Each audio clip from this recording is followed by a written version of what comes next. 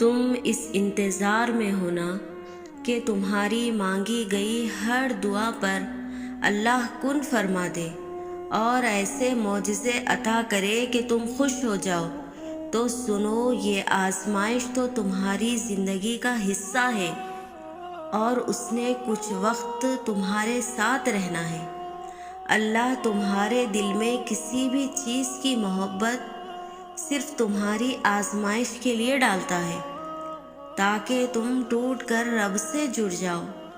اللہ تمہیں بے حد توڑ کر خود تک لاتا ہے تاکہ وہ تمہیں پہلے سے بھی زیادہ مضبوط کر سکے، اور ایک دن تمہارے پاس وہ سب ہوگا جسے پانے کی امید میں تم اتنی دعائیں کرتے ہو، راتوں کو اٹھتے ہو۔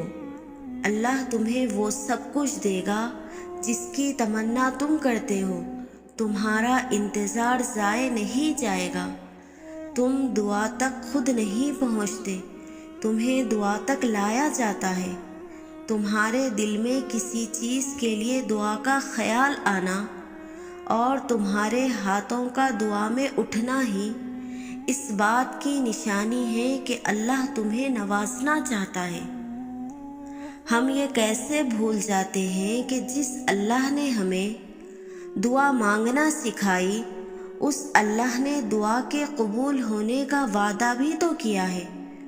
دعا تو مقدر موڑ دیتی ہے، تم بس یقین رکھو اپنی دعاؤں کی قبولیت کا، اور جب وہ تمہاری دعاؤں کو قبولیت کے لیے چن لیتا ہے تب وہ تمہارے دل میں دعا کا خیال بھی خود ہی ڈال دیتا ہے، اور دوران دعا آنکھوں کا بھر آنا قبولیت کی سب سے بڑی دلیل ہے، اور جسے تم ناممکن سمجھ کر اپنی دعاؤں سے نکال دیتے ہو، تمہارا رب اسے ایک پل میں ممکن کرنے پر قدرت رکھتا ہے۔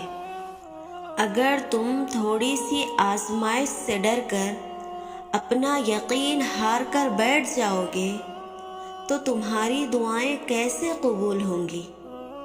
قبولیت کا ایک اصول ہے، صبر رکھو، دعا کرو اور معجزے کو پالو، اور اللہ مانگے بنا بھی دیتا ہے، تو وہ مانگنے سے کہاں رک سکتا ہے؟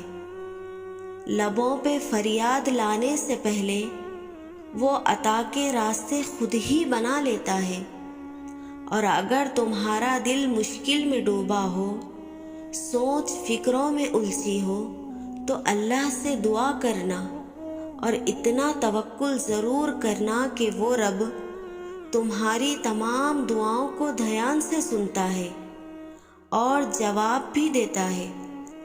وہ ضائع نہیں جانے دے گا ان دعاؤں کو جو خلوص دل سے مانگی جائے، اور دعا ایک ایسی قوت ہے جو تقدیر کو بدل دیتی ہے، مصیبت مٹا دیتی ہے، مشکل کو آسان کر دیتی ہے۔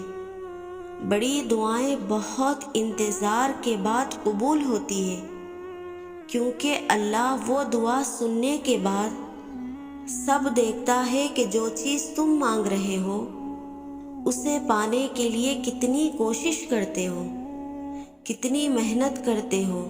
جس چیز کو تم جتنا چاہو گے اللہ اس طرح وہ چیز تمہیں دے گا۔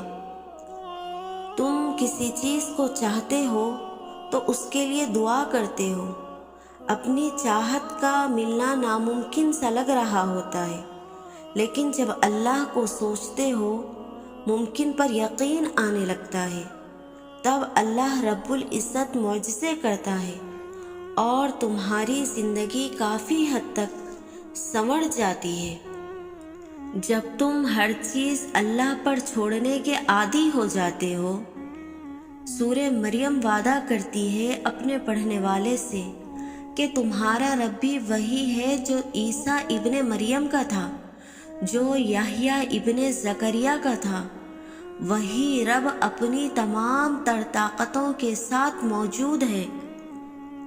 سورہ مریم سکھاتی ہے کہ جب انسان کا یقین اپنے رب پر مضبوط ہو اور آگے کی منزل کا پتہ بھی نہ ہو تو اللہ کوئی نہ کوئی وسیلہ بنا کر بھیجتا ہے، چاہے ہر طرف مصیبتیں کیوں نہ گھیر لے۔ اللہ ان تمام تر آنسوؤں سے واقف ہے جو تم نے بہائے ہیں۔ اللہ نیند سے خالی ان راتوں سے باخبر ہے۔ اللہ جانتا ہے کہ تم کب جھولی پھیلائے اسے منا رہے ہو۔ وہ ایسی ذات ہے نہ کہ کوئی سوچ اس کا احاطہ نہیں کر سکتی۔ وہ اللہ جو عیب دیکھ کر بھی نفرت نہیں کرتا، جو خطاؤں پر کبھی پکڑ نہیں کرتا، وہ جو نافرمانیوں پر بھی دعائیں رد نہیں کرتا، وہ جس کا ہونا تنہائی میں بھی کافی ہے۔ اور تم نے کبھی غور کیا ہے کہ ہر رات کے بعد صبح ضرور ہوتی ہے اور ہر اندھیرے کے بعد روشنی آتی ہے۔ اسی طرح جب اللہ نے کچھ عطا کرنا ہو تو اس سے پہلے اندھیرا ہوتا ہے۔